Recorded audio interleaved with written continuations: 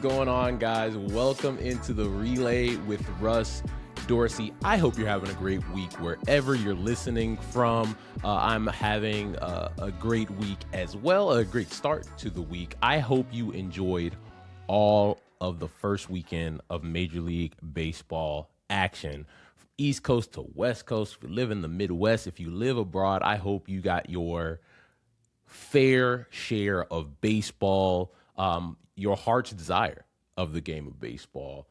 First things first, on this week's episode of The Relay, I want to tell you this. Our YouTube channel is almost at 100 subscribers. It might be over by the point time you hear the podcast this week. And I could not have done that without you watching on YouTube, you listening on Apple or Spotify. 100 subscribers in a little bit over a week since we launched the podcast and launched the YouTube channel. I want to tell you guys this. I am extremely grateful for that. That is not a big number in the grand scheme of things, but for me, I just launched this thing, and honestly, man, I didn't know how people would respond to it. I didn't know if people would subscribe. I thought it would be 0 subscribers, or at least 1. My mom would subscribe. Shout out to my mom. But people have been gracious enough to hit the subscribe button. So if you're watching on YouTube, be sure to do that. If you are listening, go to your YouTube and subscribe to the channel and give the podcast 5 stars on Apple or Spotify. But thank you guys so much for listening to our podcast, watching the YouTube channel, engaging with the content, sharing it with friends who love the game of baseball. I really appreciate you and everything that you guys have done in terms of being supportive of this new project, this new podcast, and it's made me really excited to see what this becomes during this season and beyond. So wanted to say thank you to you guys for that. You know where to listen. You know where to watch. Also, we have the email address, relaywithruss@gmail.com. I'll actually read a couple of emails before we get out of here today. But if you have a question about baseball, life, whatever, as long as it's appropriate, I'll put that out there. Email relaywithruss@gmail.com. Advertisers, you want to advertise with the Relay with Russ Dorsey, you can put that inquiry in there as well. All right. First weekend of baseball out of the way. You probably watched from, Wednesday night on Netflix. You watched Thursday, the real opening day in Major League Baseball, where you had a full slate of games. You watched Friday Night Baseball on Apple TV Plus when your boy was on there. Saturday and Sunday, all the way through Sunday Night Baseball on NBC. There was plenty of baseball, plenty of things to talk about, from the Yankees sweeping the Giants to the ring ceremony in LA, the amazing rookie class, which is, I think, my biggest takeaway from this first weekend of Major League Baseball. Like, this rookie class, these guys came out to play in the first weekend of baseball. Let's start with Chase DeLauter, outfielder for the Cleveland Guardians, who in his first series in the big league, and I got to say this, Chase DeLauter got his debut in the big leagues. Actually, technically, it was during the postseason, right? Got his first big league start, technically, during the postseason for the Guardians in the wild card round against the Tigers. That doesn't officially count because it wasn't a regular season game. So he got his first official start in the big leagues this past weekend. But he came out and had himself a series against the Seattle Mariners. 6 hits in the first series, 4 homers in his first 3 games, including a multi-homer game in there. Chase DeLauter. I know people were upset that the Guardians didn't do more this offseason, and I can understand why, but this guy is batting second for the Cleveland Guardians, hitting ahead of Jose Ramirez. When you're doing that, that means the team trusts you, and he has showed Stephen Vogt that he appreciates that trust and had a big series out there. Kevin McGonigal, shortstop for the Detroit Tigers, actually been playing third base. He did play a little bit of shortstop late in the game on Friday, but had a big-time series. And I got to watch a lot of Kevin McGonigal's at-bats, and you're talking about high-quality at bats from a young player who has a mature approach at the plate. Goes 5 for 12, couple doubles, got his first homer taken back by Jackson Merrill, who made a fantastic home run robbing catch on Friday night. But a high quality at bat from one of the game's top prospects, and you're seeing exactly why he had a 70 grade hit tool. Like, that's as good as you can get. 80 is the top, but very few guys get a 70 hit tool, and you're seeing exactly why people are excited about Kevin McGonigal in that Detroit Tigers lineup. Munetaka Murakami, polarizing player this offseason, coming over from Japan. You knew the power was going to play. Signs with the Chicago White Sox, and you're thinking, okay, on the south side, when it warms up, the ball's going to fly. There were some swing and miss concerns. There's a lot of swing and miss concerns in Major League Baseball. So you're just wondering, okay, can this guy who had problems with swing and miss in Japan, coming over to the big leagues where the pitching is even better, will he have some issues with that? Well, in his first series, he showed that he was okay. 3 games and 3 homers for Munetaka Murakami. I think for the Chicago White Sox, you are very excited about what this can translate to over 162 games. Now, on Sunday, he punched out 3 times, but he also had that homer. So it's going to be one of those things with the White Sox with Murakami where you take the good with the bad. He's going to be seeing a lot of different pitchers for the first time. But if the power translates like you saw it in the first series, he's going to be okay. You will live with some of that swing and miss if that power continues to play like it has in the first series against Milwaukee. But Munetaka Murakami showing off the power that was the calling card for him coming over from Japan, and you had a full showing of that up in Milwaukee. Sal Stewart for the Cincinnati Reds, 7 for 10 in his first series. He got a little cup of coffee last year with the Cincinnati Reds and dropped some weight over the offseason. He looks spry and also showed why he's one of the top prospects in Major League Baseball. And for that Cincinnati Reds team, we talked about them a little bit last week with Ellie De La Cruz and Matt McClain. Sal Stewart, another young player in the middle of that lineup that can do some really good things for you with Eugenio Suarez in there, who had his first homer on Sunday. Like that Reds team has some talent in there offensively. And so Sal Stewart showing why people are really excited for him there. And then Owen Casey, right? Young outfielder for the Miami Marlins, got traded in a big-time trade. The Chicago Cubs moving him to Miami for Edward Cabrera, and also had a great first series in his new home in Miami, including a walk-off 3-run homer in the Marlins win on Sunday. Really talented player, has big-time power, and is going to show I think that, here's the thing with the Marlins. I think a lot of people sleep on the Marlins because they just haven't been great for a long time. They're starting to put some things together down there. They won 79 games last year. They played games that mattered in late September. And so I think the Miami Marlins are a team that is going to surprise some people. Maybe they're not ready to go to the postseason just yet, but they've put together a group of young players that have talent, have skill. Jacob Marcy down there, Kyle Stowers, even though he's on the IL right now, they've always been able to develop starting pitching. Keep your eye on the Miami Marlins in that NL East. I think they're going to surprise some people this year with how they play. Okay, one of the other things that we saw in the first, we'll call it week of Major League Baseball action, we saw a lot of teams being able to finalize some contract extensions with some guys. So I'm going to go through a couple of the guys that were able to get extended, and then we'll talk through how these deals usually end up happening, because I think there's a little bit of a process, what teams look for, what a player and their representation looks for, and how those two can come together. So first, we had one that actually was last week. Christopher Sanchez signing a 6-year, $107 million deal to stay with the Philadelphia Phillies. Now, he was actually on a 4-year, $22.5 million extension that he signed in June of 2024.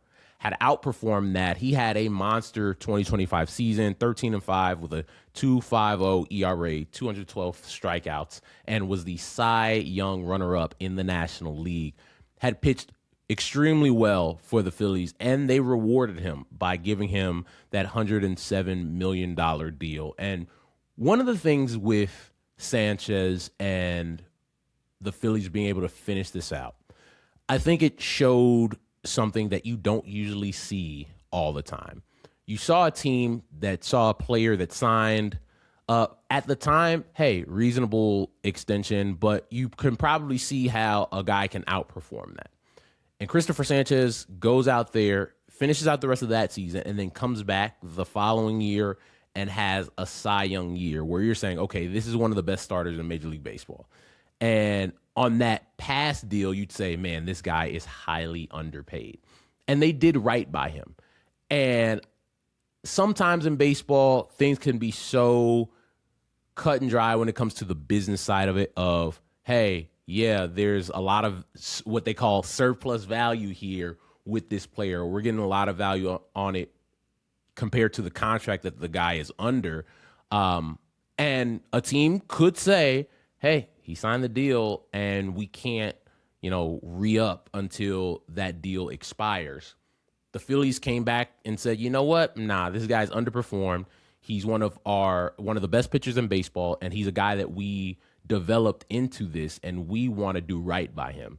And that doesn't always happen in Major League Baseball. That doesn't always happen in life. But good on the Phillies for saying, you know what? We're not worried about, we had value, and now they paid a guy close to market value for what he had done, gives him that long-term guaranteed money.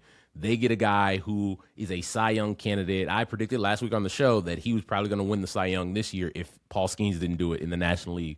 He's that talented. And to do that from the left side, it's really special. So Christopher Sanchez and the Phillies. Then we had this week Shane Baz and the Baltimore Orioles. Shane Baz signing a 5-year, $68 million extension with the Orioles. Now, the Orioles traded for Shane Baz back in the offseason, had 2 years of club control left.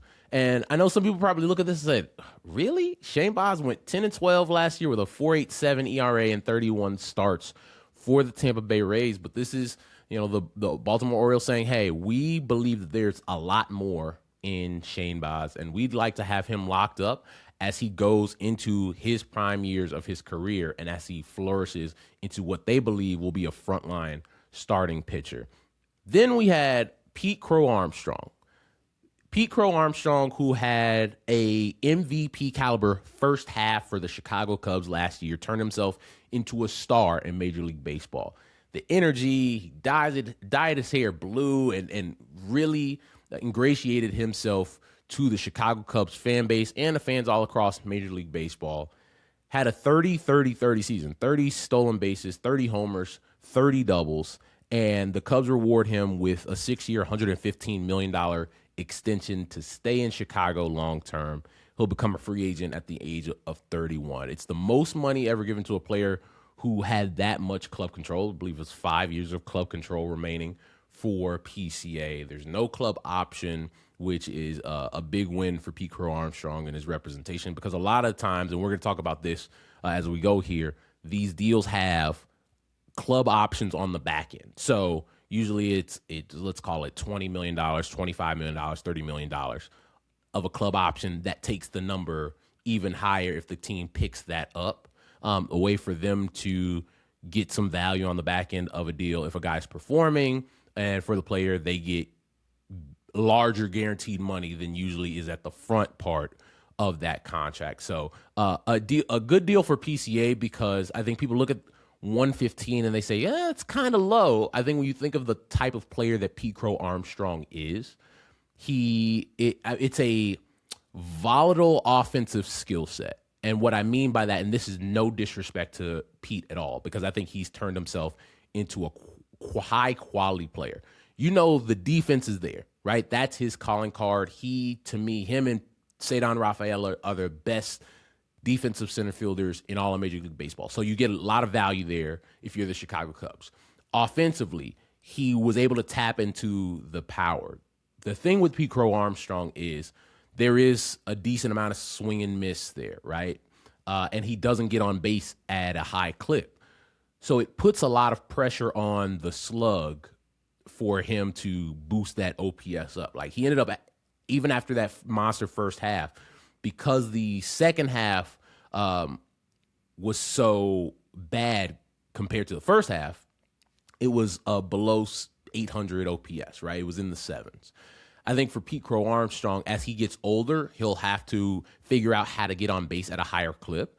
And it's also, I think, for him, it allows him to kind of figure out who he is as a player and not have to worry about, if I don't play at the level I played at in the first half, I'm not going to get paid. So the Cubs rewarding him for what they believe he's still going to grow into as an offensive player, but also saying, hey, we get to kind of figure out what the right deal for him is, because he's not necessarily he's not as great as that first half showed, but not as bad as that second half showed. And so it's figuring out what that midpoint is, and also saying, hey, this is a really valuable player in terms of the athleticism, the speed, and the defense. So Pete Crow Armstrong gets himself a nice extension there in Chicago. And last but not least, one of Pete's teammates, who to me is one of the most underrated players in Major League Baseball. Now, I don't know if you can say that when a guy, they break the bank for you.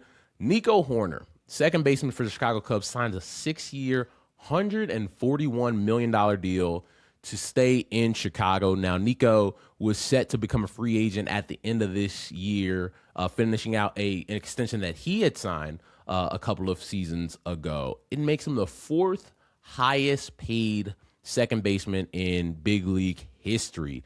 Last year, Nico slashed 297, 345 with a 394 slug, 29 doubles, 29 stolen bases, won his second gold glove.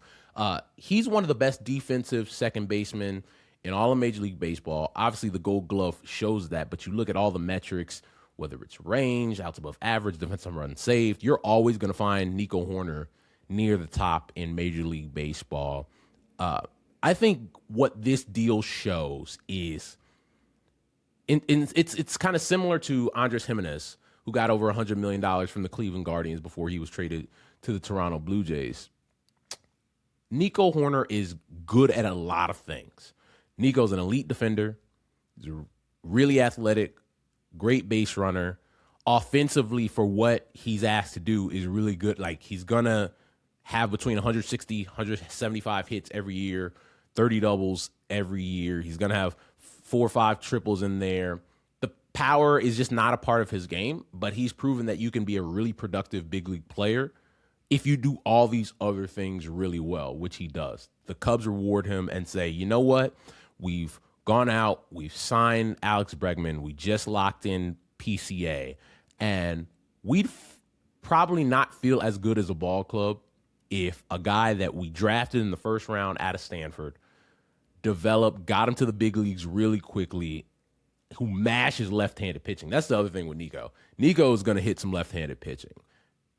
If we don't keep him and he goes somewhere else and becomes a star for somebody.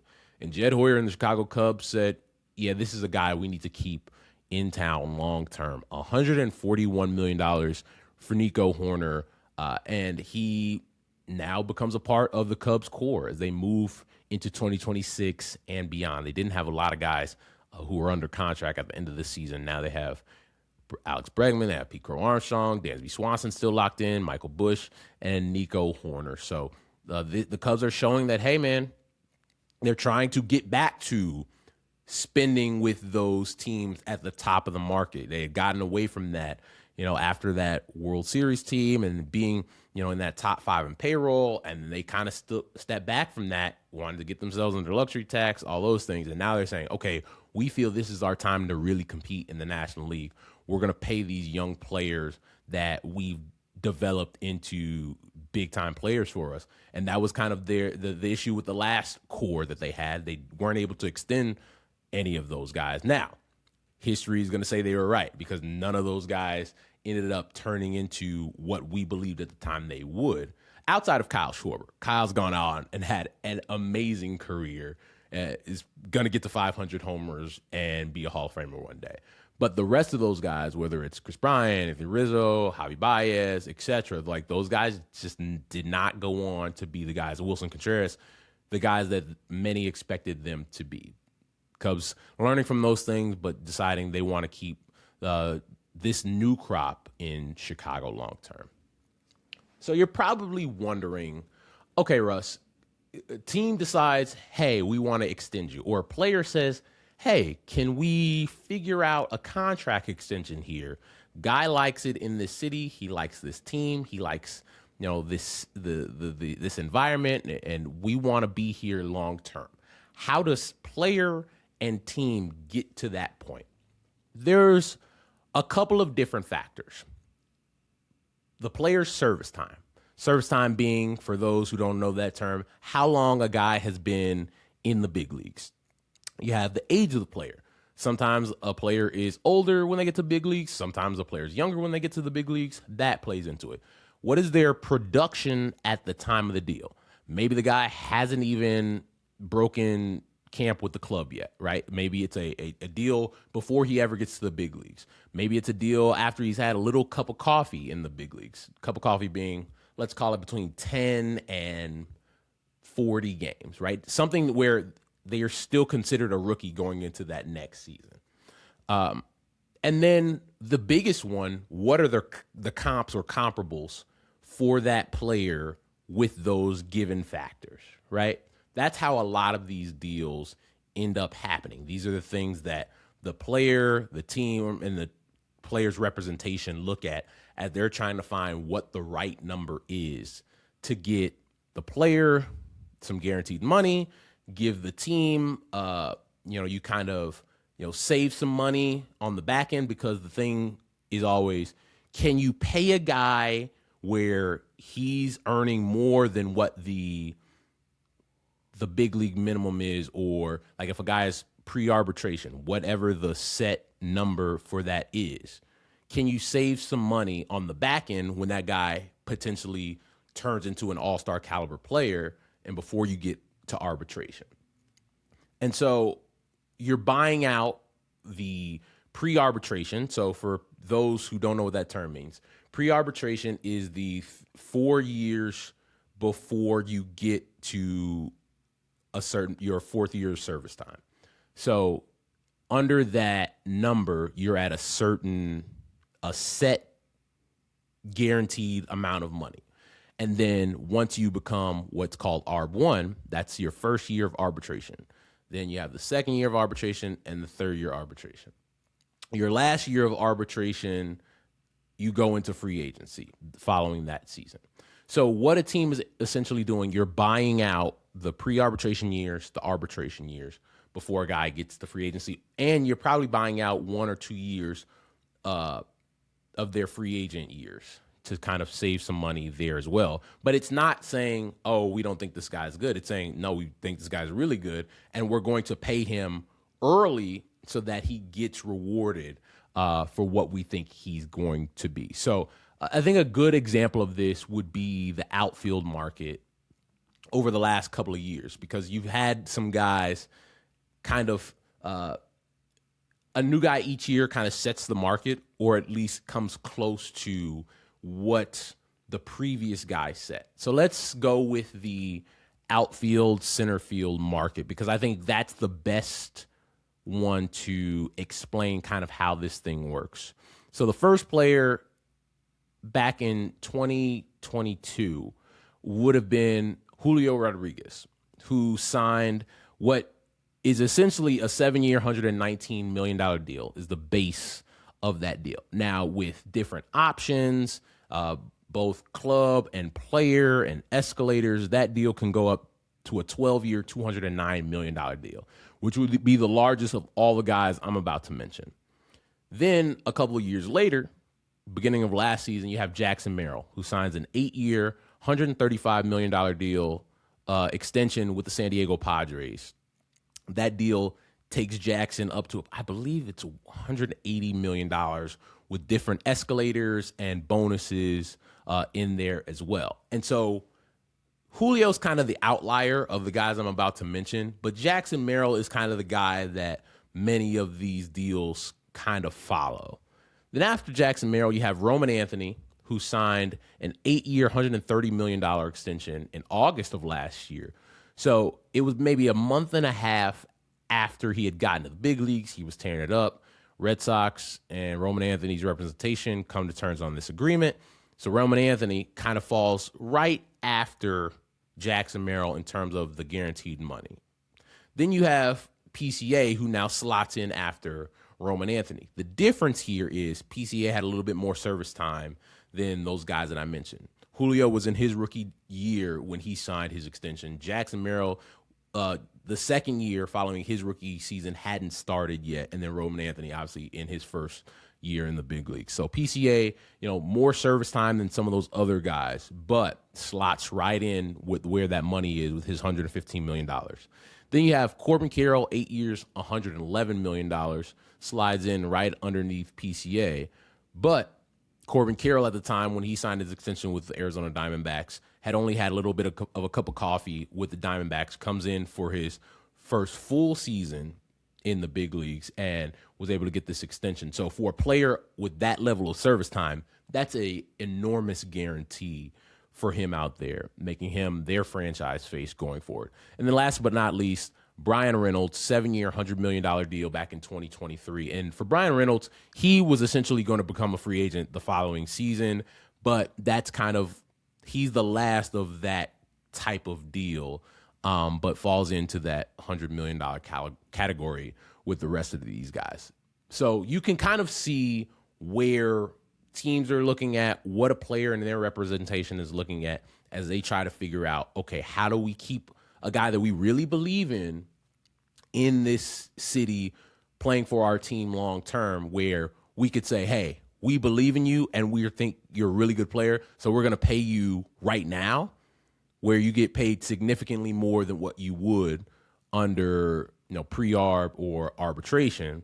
And then you can save a little bit of money in those arbitration years and potentially those first couple of years of free agency by paying them at the time that you do. So as you see teams give out extensions, like, you're not pulling the money or the numbers out of thin air. A lot of the times these things are kind of formulated for you based on what that position group has done. It's similar to what quarterbacks and running backs and wide receivers in the NFL, where it's like, okay, this guy set the market here, so then the next guy gets a little bit more, and the next guy gets a little bit more based on where those players perform. Baseball is the same way, essentially. It's just based off of the years when they get to the big leagues, etc.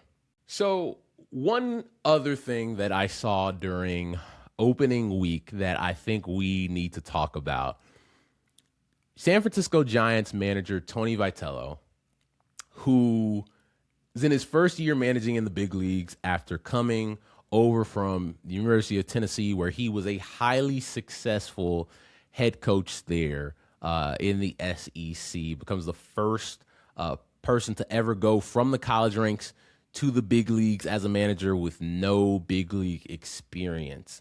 And Tony Vitello is very charismatic. It's one of the things that made him great at his job at Tennessee, is that he really cares. And so they're playing the New York Yankees in the first series of the season. And the first 2 games of the series, they don't swing the bats well at all. And he had an interesting post-game press conference with the media where he says this. I'd kind of put it on me a little bit, get all fire and brimstone a few days ago. And, I think some good words were shared, but I also think as of right now, it's a little emotional in there, and there's definitely a lot of try hard. So regardless of what the root of it is, you guys know the guys in the lineup as well or better than I do. There's guys that are fully capable in there. And at this point, one argument, again, I'll kind of use a bunch of dudes having a beer at a bar, the results or numbers look like there's not a lot of try hard, but kind of the old baseball adage, there's probably too much. And again, maybe that stems from that conversation prior to the season, or maybe it just stems from all the opening day fanfare being the home team. But regardless, everybody wants it to change. Now, that video is courtesy of KNBR out there in San Francisco. Look, Tony Vitello is going to have an uphill, there's a learning curve, right? And so every day on the job, because he's never managed in the big leagues, he's never coached in the big leagues, and he never played in the big leagues. So he's learning every day. Like, he's learning on the fly how to be a big league manager. There are a lot of things that he knows because he's coached and he knows the game of baseball, but there are a lot of things that are going to be brand new to him. One of the things that he's going to have to realize is that Major League Baseball is not college baseball in terms of length of season, right? And that sounds simple, but let me explain. College baseball is, let's call it between 60 and 70 games if you play into the College World Series, which many times Tennessee did. So it's a sprint, not a marathon. Major League Baseball is a marathon and not a sprint. You have 162 games. You have 6 to 7 months of grinding it out each and every day. You're going to have winning streaks. You're going to have losing streaks. You're going to have the dog days of summer where it's August and guys mad at each other because why are you talking to me? You're sitting close to me. Like you see these guys more than you see your family. And you can't in the first 2 games do the whole I got to fall on the sword because we didn't swing the bat. It's like, one, you're not out there in the batter's box. Like, you don't have to fall on the sword because you guys had 1 hit against a really good pitcher in Cam Schlittler who was nasty in that second game of the season. Also, the Yankees are a good team, right? There's a reason that people think that they could potentially win the American League this year.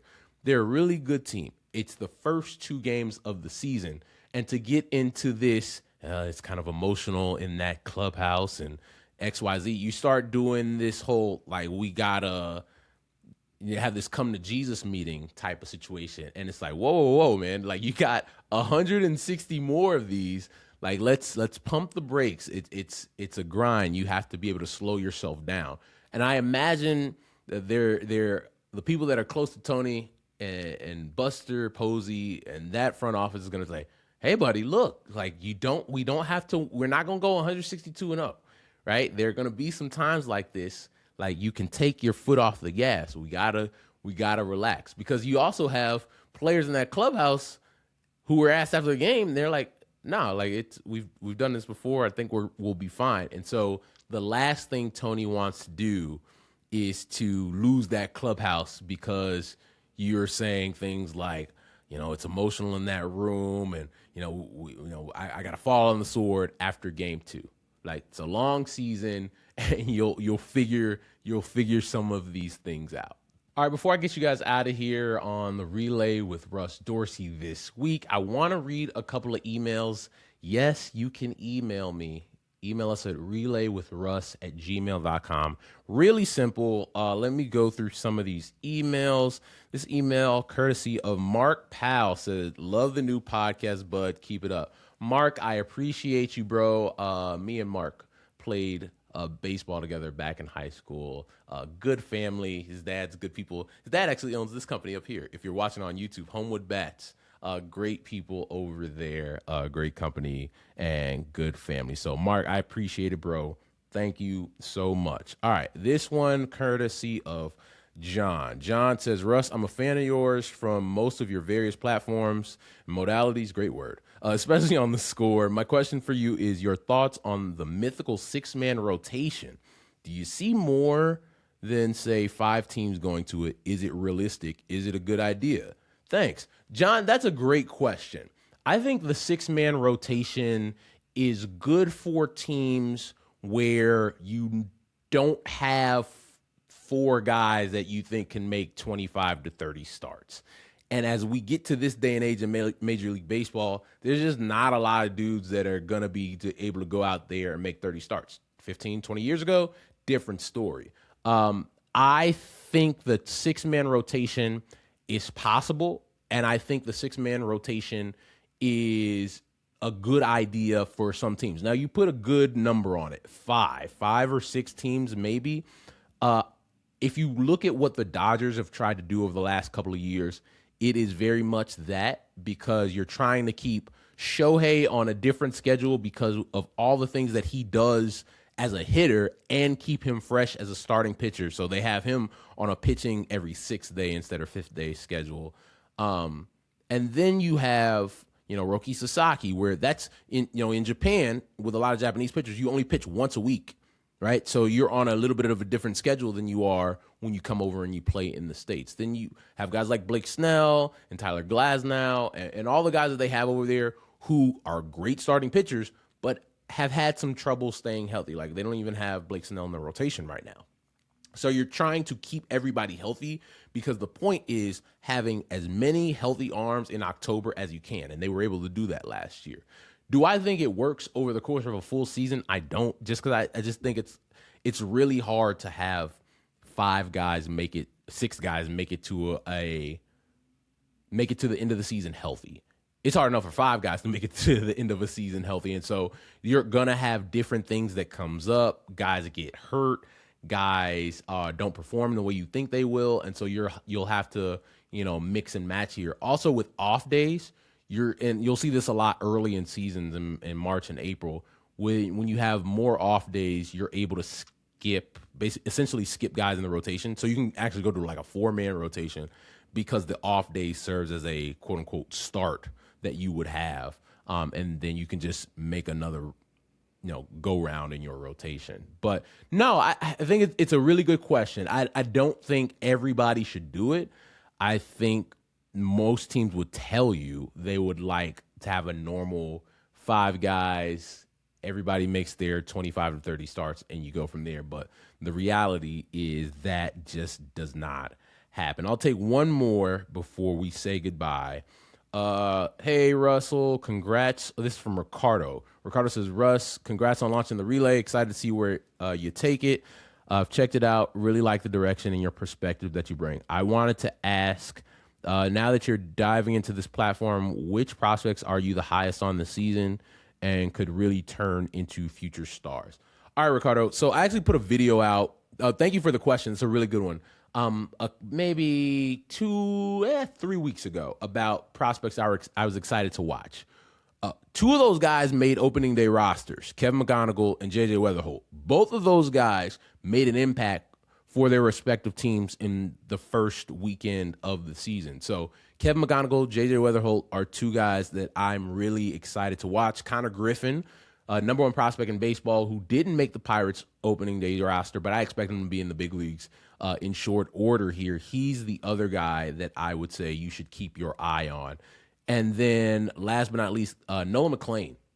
He's the young starter for the New York Mets, who I believe is going to be their best starter this season. And I think he's going to do a lot of special things there in Queens for the Mets. So those are the 4 guys I would name. Oh, bonus one, Kazuma Okamoto for the Toronto Blue Jays. Third baseman actually had his first big league homer this weekend as well, a 420-foot shot to right center field. Bat special there. Like, keep an eye on him with Vladdy. Like, those 2 guys are going to be nasty duo for a long time there for the Blue Jays. All right, guys, that's it for this week's episode of The Relay with Russ Dorsey. Once again, I want to say thank you for listening to this podcast, whether it's on Apple or Spotify, or you're watching on YouTube right now and you subscribe to the YouTube channel. I want to say thank you. We're at 100 subscribers on YouTube in a little bit over a week, and I appreciate that.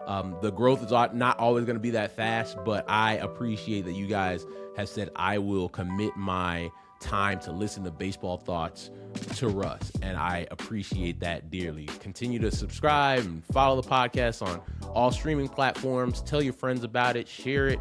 We're on social. The videos are coming out fast and furious throughout the week, so you can get all of those different things. So thank you to you guys, and we will talk again next week.